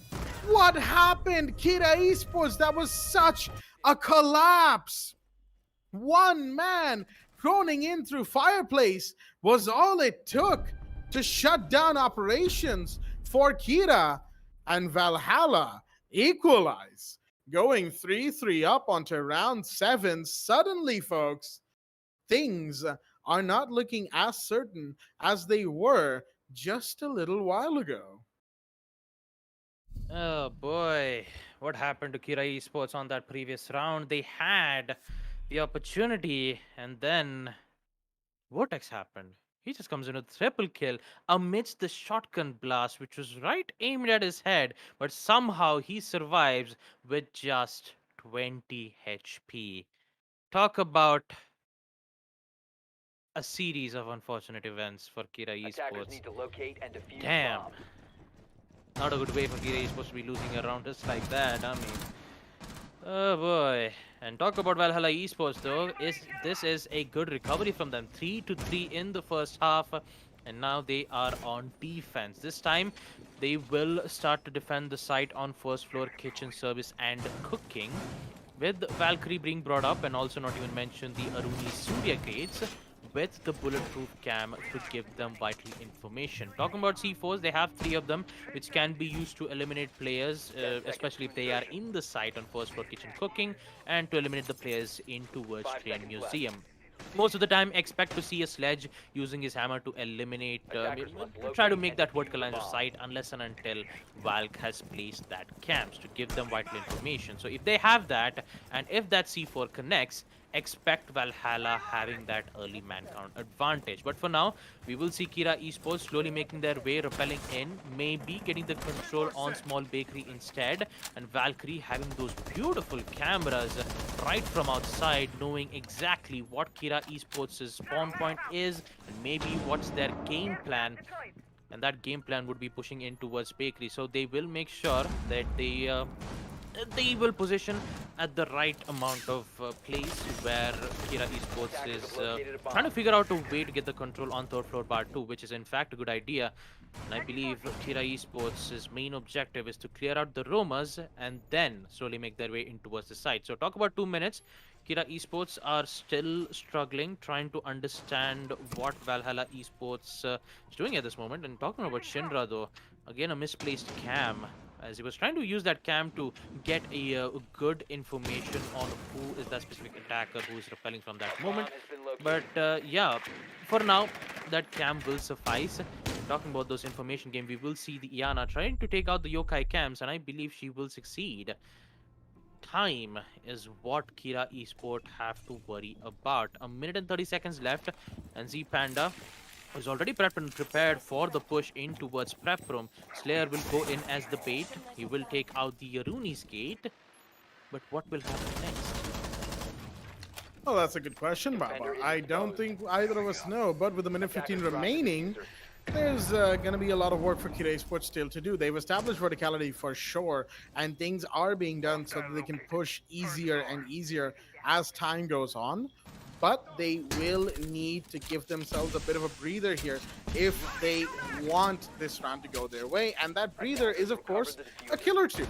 They need those, and that could be one, as Envy will take down a big kill, but a couple of kills come out instead, and that is going to be Deathammer and Slayer going down. Envy finds his second in the meanwhile, and that's a good trade. 3 versus 3. C4 goes out. Will that find one? Yes, it does. Beautifully done from Shinra right here, as he will take down another attacker. It's all up to Rhymes with Buck and Envy, and it's a much closer game than I think any of us saw coming in this round alone. 27 seconds on the clock as the attackers are left in a very curious position. Shots fired, and the Echo will find him. Rhymes with Buck off the board, and now it's all down to Envy. Triple kill. He's got to get 2 more. He's going to have to go for the ace, because if not, he will not be able to win the round for his teammates. Flashed himself, really unfortunate, but he's going to find his quad. Shinra off the board, and now it's all up to him versus Psycho. He's got the skeleton key out. Does he know where she is? No, he doesn't, and doesn't get the shot in time either. Psycho, playing patiently, will deny the win.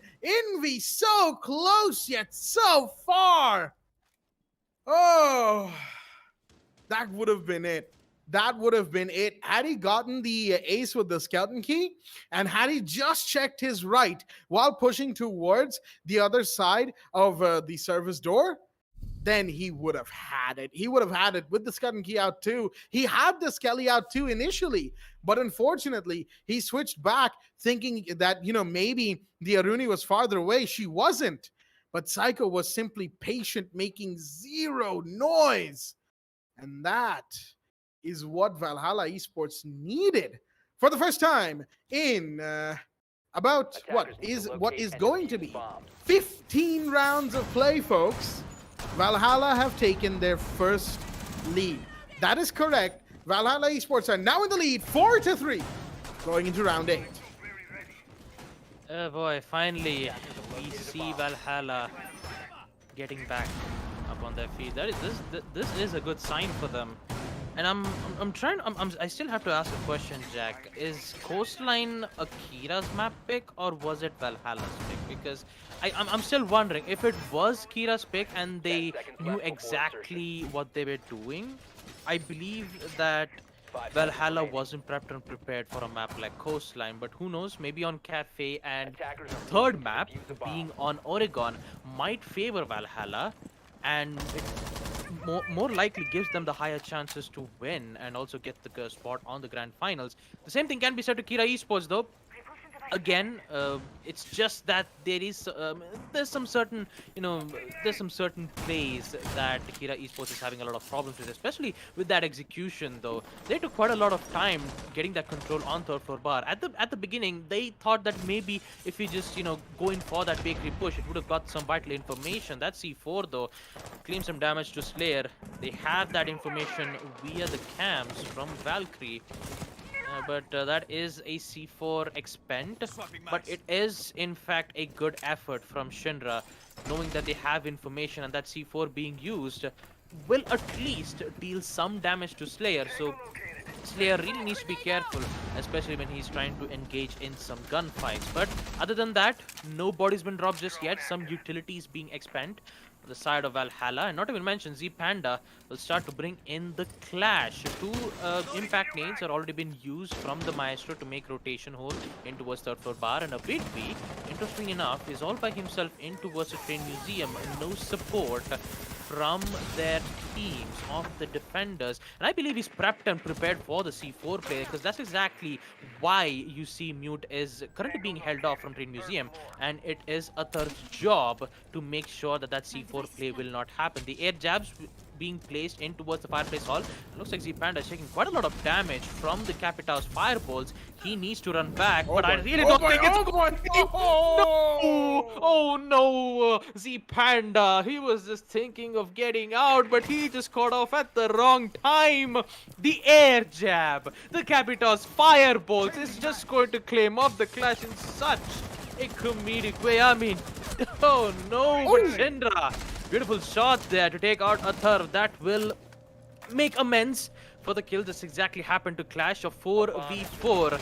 Looks like it is anyone else. I mean, to be honest, this is anyone's game at this point. Talk about time, 40 seconds. Kira Esports losing quite a lot of time here, in Valhalla Esports defending as best as they can.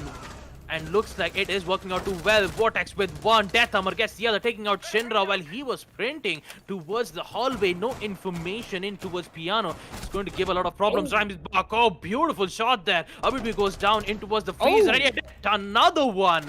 There goes Psycho 2. Where is Vortex? And he is currently in towards the piano and looks like he will get one. Slayer goes down.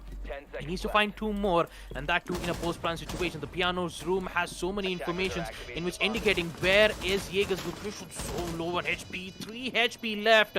Can he make this clutch of 1v2? Rhymes with Buck. Really needs to be careful though, as Jatamar goes in aggressively, and he will claim the final kill, taking out Vortex. Kira Esports will make sure that they will equalize the round 4-4 as we proceed to round 9. And talk about Z Panda, man. I'm really sorry that I had to see. I'm really sorry. I feel sorry for him. I just. I feel so sorry for him because Capita's main intention was to take out the clash, but what he did not expect was the Nomad's air jab in I towards think Fireplace Hall. It was expected for a mute, but instead it just went opposite. Quite the I think opposite. the idea was just generally that they would Attackers like need to locate and defuse as many the bombs air as they jab would just shut down anybody rotating down that hatch, right? The Yep. train museum hatch, and trying to go for like a flank or like you said, the mute C4 play, or even could have been for the clash. Generally speaking, knowing that sometimes clash players do like to just jump down hatches to get themselves in favorable positions, and really just think about how they got to where they are in terms of their health and their ammo count. Maybe they just took somebody down, but needed to make a quick escape and all that stuff. And that was what the air jet was for. But 100%, I can tell you right now that the Capitao like firebolt going down the hatch, like spreading down the hatch, was absolutely unintentional from Attackers objective from is located bomb and oh defuse boy, it. from Death Hammer. Oh no, that clash just burnt, as they say, roasted, toasted, and posted. But Rip and pepperonis. mhm.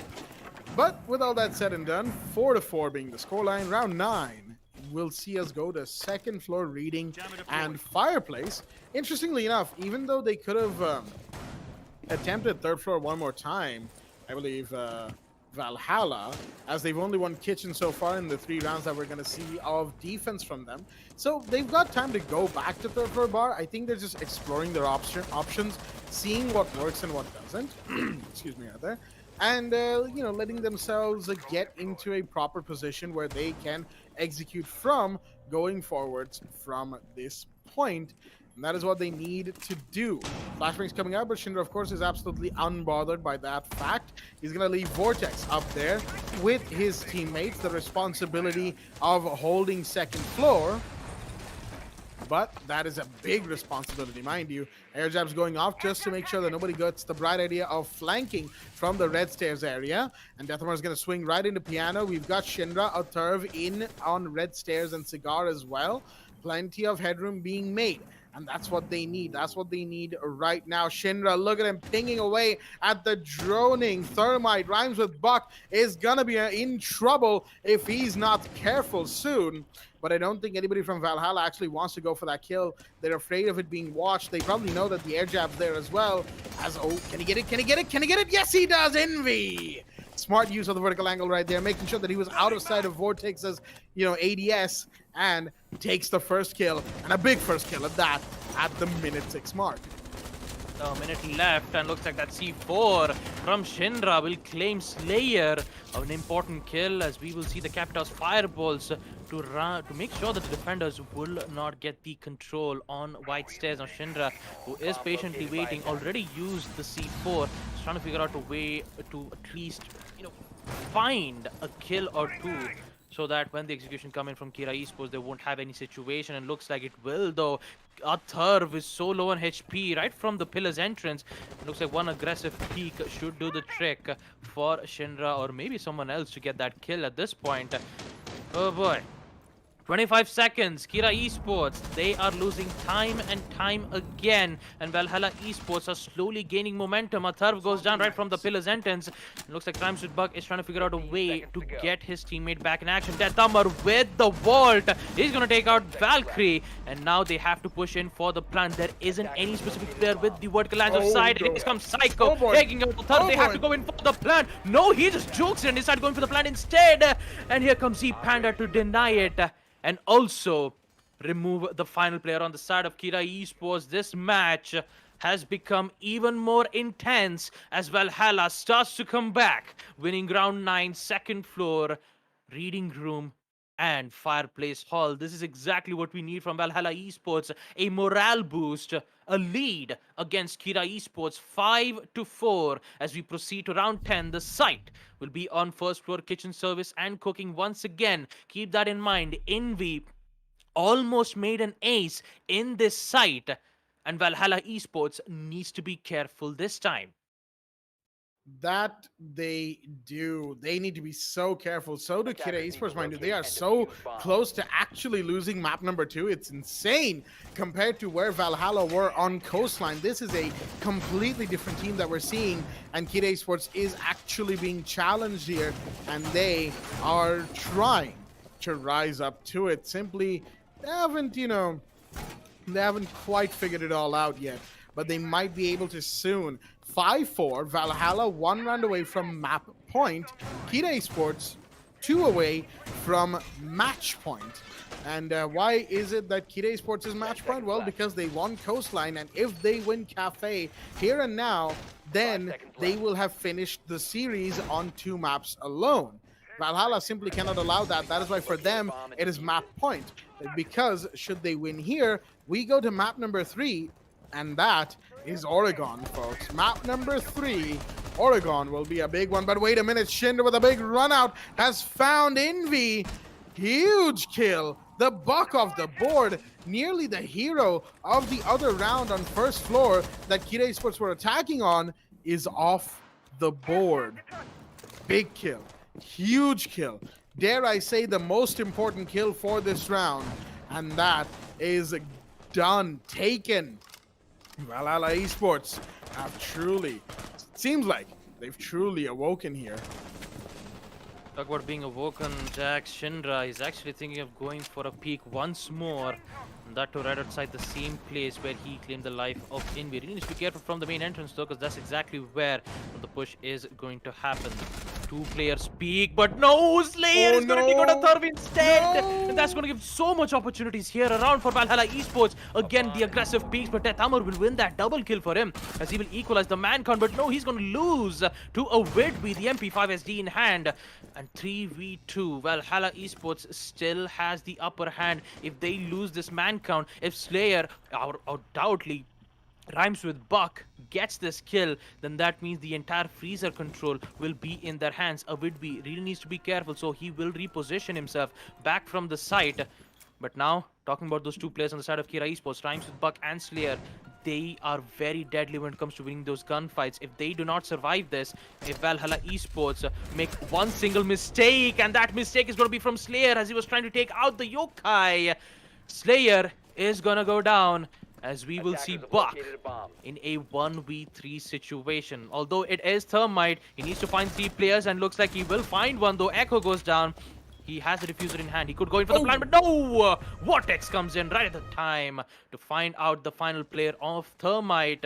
And with it, we will see Valhalla Esports win yet another round. Ladies and gentlemen, first floor kitchen service and cooking goes to them. And they are in match point, ladies and gentlemen. If they win this, we will see decider map Oregon. Will it happen, or will Kira Esports steal the show away? There's a good chance that Valhalla might just actually take us to map 3, folks. And that is not a joke. That is not speculation. There is a good chance that this round could go the way of Valhalla Esports. Now, they are going third floor bar, the only site on a defense that they have lost so far. But, mind you, that was the round that Kira Esports played exceptionally well, almost to a degree that they have not played in the rest of the rounds following or before. So there's a good, very good chance indeed that Valhalla takes this map home and pushes for Oregon. If they do, folks, we are in for a lengthy game, much lengthier than I initially anticipated. I'll tell you what. Again, let us remember the fact that Coastline was just about a little over, 30 minutes? 7-0, straight steamroll for Kira Esports. And now here we are Insertion. with Valhalla on Cafe, about 5 to seconds take left before the insertion. win. This is huge. Attackers are moving out And to locate a possibly bomb. a setup for a reverse sweep. If this reverse sweep actually happens from Valhalla and they eliminate Kira Esports, then boy howdy, it'll have been a great one indeed. Of course, you know, don't expect Kira Esports to go down without a fight, as they will try their hardest here and now. And if they manage to win a couple of rounds from here, overtime is pretty much their only way to win this match. Have a chance at it, that is. And if they're able to push for overtime, then folks, we have a big, big game on our hands. And that will, of course, make for some very interesting and exciting plays and exciting rounds. Death Hummer finds himself pushing in to the white excuse me, right there, to the bottom of white stairs, using, of course, a skeleton key as the buck. As a Thurv, in the meanwhile, just prepares up the area on a train museum to drone, Oh, I'm starting over my words a little bit. It's because it's just so, like, suddenly intense. It's half overwhelming for me. I wasn't really expecting this, folks. Do apologize for that. But yeah, just preparing the air jab area, but a ping's going off towards a defender location that the drone has spotted, which means that Kira Esports could potentially lose their first one very, very quickly right now. Vidwi is on the Valkyrie cameras, giving information to the rest of his teammates that they need, the info that they need. That is Z-Panda, in the meanwhile, survives.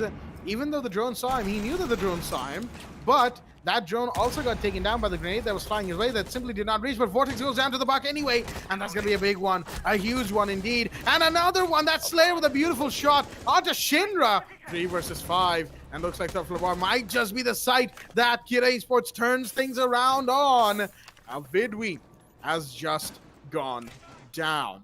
2v5. All 5 of Kira's players are alive and very much looking for the win here. But will they be able to get it? They're very close. They are very close. Psycho's been spotted in the meanwhile with the drones coming our way. And of course, the Alda will have to save her, but Z-Panda's going to find one that's in view of the board. And that was probably from that white door. But the plan's going off in the meanwhile. Rhymes with Buck. He's going to go unimpeded because Psycho was busy dealing with Deathhammer. And a big one is that too. A Thurv is going to push in though. Find Psycho, and that's a 1v3, 3v0, excuse me. As the last one goes down as well. Oh boy! Kira Esports, they're not down and out yet, folks. They are very, very much pushing for overtime. They will not take this line down because they simply cannot afford to. 6-5 is the scoreline, and we are here on round 12. 1 round to go for overtime. 1 round to go for map 3. What'll it be? Let's find out. My favorite part, Jack. Round of ones. 1 round for Valhalla to win it out, and 1 round for Kira Esports to put it on you know what? Overtime. And oh boy, is it going to be a difficult side though. Second floor Attackers reading need room to and locate fireplace and hall defuse bombs. for Valhalla Esports. They did win that side previously, without dealing any problems with Kira Esports' attack though, because they take quite a lot of time in trying to get the control because of the castle's armor panel. But this time we see some changes in the optics. This time Sea Panda will bring in the frost instead of the castle. An interesting pick, Bomb and located also by quite a risky one, because most probably you'd have frost because of a secondary shotgun and the deployable 10 shield that it seconds remaining. provides. And also a total of 3 frost traps, in which if you are 5 lucky seconds enough to left get those before kills, insertion. you might catch Kira Esports off guard. And I believe that's exactly what Frost is going to do. Place a frost mat right from below the hatch if Kira is unattentive when it comes to their drone works, in which they are not. I'm not gonna lie, their drone works is quite exceptional, and they will make sure that they would find every single utility that they can and make sure to eliminate it in the early round itself. The only problem for Kira Esports would be the amount of information gain that the defenders have. 3 black eye cams, 2 yokai drones, and not to even mention the default cams from the defenders, which they have eyes on the entire building. It is not an easy job for Kira Esports to be clearing most of those utility without the IQ being in play. So would have been easier for it, but their main objective is to just place some flank watches, the air jabs, these Slayer's utilities to destroy the important deployable shields. Not even mention Envy, who has those two breach charges to destroy most of the soft breaches. It's not gonna be an easy task though, but if they pull it out, we might see an overtime being in play. Now Psycho, she's already decided to make some vertical lines of sight right in towards third floor bar so that she can at least defend herself and provide a lot of angles. No, no, no, not a good day for Death Armor. He's going down, but not out. Just oh no! That Fog even mat. the frog trap. For a moment there, I was complimenting Kira Esports' drone abilities, and this happens? But hey, we still have chance. We still have chance for Kira Esports, though. Not gonna lie, Jack. I mean, yeah, but I think we can successfully say Pogmat for this match, folks. Yeah, As true.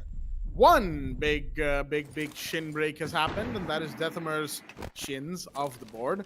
Now that I think about it, if it had been Shinra, it would have been huge. But we'll get back to that in just a second. Z Panda has found one, but got found as well. Envy with a double. Wait a minute, he's suddenly turning things around. 4v3, and we could be seeing overtime right here, folks. As this one Ash play has suddenly opened up the whole round. Now, why I was saying Shinra on a Frostbite would have been big because his shins got broken. You get it? Shinra's shins.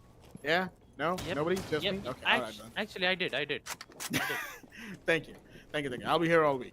Anyway, Bomb located by attackers. right now, wait a minute. The plan is going off. Rhymes with Buck is getting the plan in nice and quickly, very sneakily as well. Attackers are Side control activating seems the to have been bomb. taken. There we go. Avidri outside of sight couldn't do much about this, and he's going to go down as well. Slayer finds him, and it's all down to Vortex because Deathmark just found Shinra. It's all up to the Jaeger, last one standing. And where is he? He's towards New Balcony on second, third floor, and he's going to go down as well, looking the wrong way at the wrong time. And that is Kira Esports winning round 12. So, folks, I believe we all know what time it is. Ladies and gentlemen, are you ready to rumble? Overtime is in play. I ran out of breath doing that one. But oh boy, this is going to be an intense overtime for sure. 6-6, round 13, as the side of choice is First Floor Kitchen and First Floor Kitchen Cooking. Yeah, boy, overtime is in, Jack. 6-6. As we will see Valhalla Esports on defense once more. The sight for them will be on First Floor Kitchen Service and Cooking. And talking about the stuff, Defenders, I protect your do bombs have to from ask you a being question, defused by Jack. attackers. If you're here. I am, yes. So, what does a skeleton tile his roof with? What would it be? Tingles. Wait, say that again? Tingles. You didn't get the joke. It was from. Well, looks like I mean, you're not the only one who actually missed the joke. So. 10 seconds left before. Yeah, no, insertion. I did not get that. Yeah, I mean, it was a joke. 5 seconds from to Hunter. insertion. What does a skeleton tile his Attackers' roof with? objective is to locate a bomb and Shingles. defuse it. Oh boy. Anyways, as we proceed to action phase 6-6, Valhalla Esports on second floor, actually on first floor, kitchen, cooking, and service room. As we will see Kira Esports on the attack phase. Shinra already prepped with the C4s. So does Vortex, who is slowly making his way to place his pests to make sure that the attackers wouldn't have much information. Well, those pests, of course, will come in handy for intel denial, but Deathamer's here for operator denial. Straight up Shinra off the board. Big drop right there from the Buck. Shinra has been, well, mostly attempting, but sometimes getting away with some really cheeky early and mid-round kills. So with him off the board, things will be slightly eased up. The nuisance is gone, if you will. And even though, looking at Shinra's stats, he's going 6-10 right now. that doesn't necessarily speak to how much of an impact he's had in this game so far. Jackal scan going off. That's going to give away Vortex's position. He's going to be forced to fall back. Shots fired towards him by Envy, but no, it'll be a third. The Jackal himself, the hunter, who finds his prey and finishes him, as Jackal himself says. But now, with a 5v3, Valhalla Esports are very much close to losing their very, very hard-worked lead, because they might not be all there. They might not all be present right now. I don't know why, but some tells me that this round won't go their way. Really doesn't feel like it, I'll tell you what. But that can quickly change Deathamer. That vertical angle that he had could have come in handy, but he's going to be moving around a lot in this encounter right now. Another Jackal scan's gone off, but that won't necessarily find anybody just yet. Deathamer's waiting for somebody here, but no, went for the reload at the wrong time. Z Panda pushed up, and the ping happened for the Jackal too, but the third, speaking of him, is actually going to find the other player, Psycho, of the board. How about that? Z Panda and Avidvi are the last two standing. One holding this window towards Small Bakery, the other pushing away towards a third, trying to find him, and he will. Z Panda gets him, but he's gonna be fired on towards Slayer. Takes a bit of damage in the meanwhile, but is still safe. Is still, you know, getting by. Avidvi takes a bit of damage. That's from the Harry Potter of Red Stairs, but oh no, wait a minute, Slayer pushed in but got taken down. Avidvi goes down to Envy in the meanwhile, and that's a 1v2. Things can actually work for Z Panda. He just had to play this just correctly. He's waiting right by the bomb chassis. You can see him. Actually, he's waiting inside of Freezer. He's going to stand up, go for the push. He's going to be seen. Tries to go for the blender, but can't. Envy's there for cover. And folks, this match, Kita Esports, is far from done. They have just about managed to take Kitchen, and that means they are up overtime match point for Truths this time, because Kita Esports, should they win here, will still end the match itself. Valhalla have fought so hard to get this far, but Kita Esports are now on defense. Third floor bar is now the site of choice.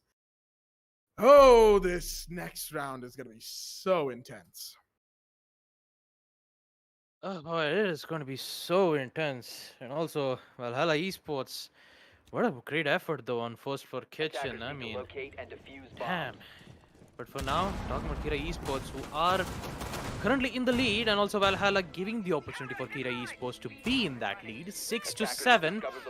Kira Esports is one round away to get their spot in the grand finals. A huge deal for them, and also a huge loss for Valhalla if they lose this opportunity. But they still have their chance on AMD challenges, but this huge opportunity, it would be a sad thing if Valhalla loses it, because they went from 0-7 to a 6-7 overtime match point, and the amount of the comebacks that Valhalla did is just way off the roof. I'm not gonna lie, and Kira Esports did not expect to see this much I would say some excellent plays from them. And for a moment there, Kira Esports took it lighthearted from the first half, and then second half we saw Valhalla Esports coming back up to the top. An extraordinary talking about Valhalla for now in the attack side, it's their one last hope of getting this win back, putting them in maximum overtime. Is it going to happen, or will Kira Esports end it once and for all? Rhymes with Buck with the MX4 Storm.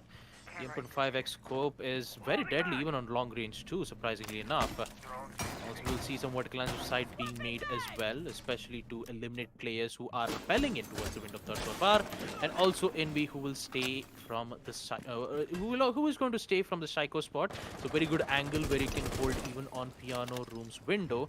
So Valhalla Esports needs to be careful around on that specific angle. So for now, it's just waiting around, and that pre-fire almost would have got the head of the Kebi, but she will survive, and she will try to figure out a way to get that information via drone work. So it is highly likely required for Valhalla Esports to figure out a way to get that control on Piano. If they don't, and even if they do not have enough amount of time to get towards the site, that means Kira Esports is about to get this transition towards the grand finals. And talking about Death Armor though, went in for a fake run out, which will shock one of the attacker as of now. But still, that fake run out will take some time for Valhalla Esports to figure it out. But this is not looking too well though, because they are wasting a lot of time and Kira Esports is succeeding in it. Not a single player has destroyed, and looks like Invi will be the one to take the initiative. A Vidwi goes down. Looks like he's thinking of getting yet another one. Oh, he has it. He whips out the pistol. Whoa! What was that shot? Psycho goes down. Vortex goes down. And it's all gonna go down because the last player is none other than Shinra. Envy, what did you just do? Kira Esports will get their spot in the grand finals, ladies and gentlemen. What was that flick? Amazing performance from Kira Esports and Valhalla. They were so close, but yet so far. So close, yet so far. They tried so hard and got so far, but in the end, it didn't even matter. And yes, I said that live on stream. I can't exactly help it right now. It was an intense game, folks, and it was a great second map indeed from Valhalla. Really, guys, you guys tried so hard, but it just wasn't there. And that's primarily because Coastline. I really can't say much about that Coastline. If there was a little bit more of an attempt on Coastline, because compared to that map, the way the performance went on Cafe is so different. Where was the Cafe Valhalla versus on Coastline? What happened? I really don't know. And this match on Cafe has simply put more questions in my head about that, but we'll have to wait for an answer. We may never even get one, folks, but regardless, Valhalla Esports will have to bow out of the equation here and now today, and they will have to, come back again during the AMD Challenger Series. Wink, wink. Head on over and register. But Kira Esports will join Monkey Hunters LFO as the second finalist team. That is correct. The finals are now set. The stage is made and ready, and we will crown a winner of Lenovo plus AMD, The Rising, in association with Vijay Sales, tomorrow in the grand finals. But of course, we're not quite done talking about the match that we just had. We'll be going into the highlights of the match right now. In fact, just to take a look at just how different Valhalla was compared to where they were, on Coastline. They weren't as, intensely aggressive. They were holding themselves back pretty well, I have to say. Especially on the attack, they were doing a lot better than they were over on map number 1. And we say that so often, but that it just cannot be understated how drastically different Valhalla played this time around. They were actively doing things that they were not on Coastline. There was more emphasis on droning and utility clearance, more emphasis on larger site presence, more emphasis on, giving themselves that lead.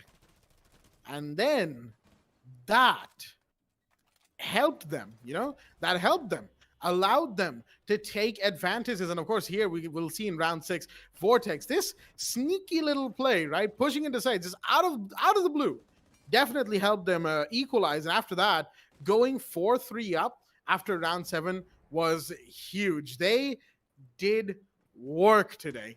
And Valhalla Esports, I know, we ragged on Valhalla for Coastline quite a bit, but they simply didn't perform there. They performed here, gave us a show. Unfortunately, there's no map 3, folks, because there is no need for a decider. 2-0 to the side of Kira Esports. Valhalla will have to simply try again next time. Yeah, man. Now we know why Valhalla Esports got a spot in the semifinals in the first place. I mean, look at that performance on Cafe. Such good coordination, such great kills from Z Panda. Also, not even mention the Pogmat from Z Panda too.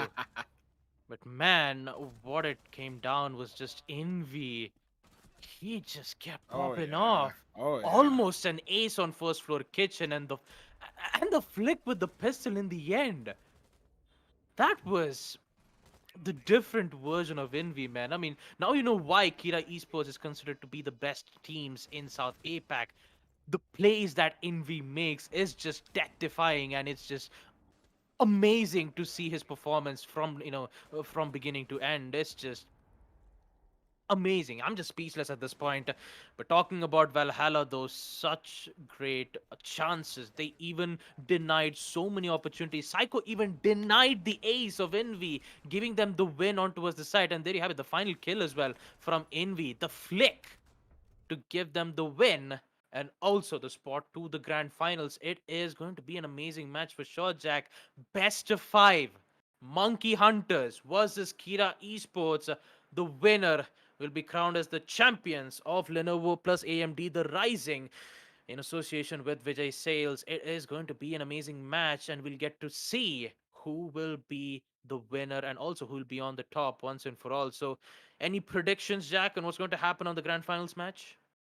I mean, I can't really make a prediction, Bob. I simply cannot, folks, because both of the teams that we have in the grand finals, Monkey Hunters and Kira Sports, are simply too good. They fought each other countless times before, and they're back at it again. And we will see that tomorrow in the best of fives. There's no map advantage, none of that upper bracket, lower bracket stuff. It is a pure BO5 without any interruptions, and we will see that tomorrow, slightly earlier than usual. So be here, all of our viewers, as we, myself and Baba, will be casting for that with all the energy we can muster for hopefully, I don't know, maybe all four, maybe 4 maps, maybe all 5. We'll see you tomorrow. Until then, Kid Sports Monkey Hunters, congratulations on making it this far. One winner will be decided. That'll be tomorrow. Stay tuned and good night.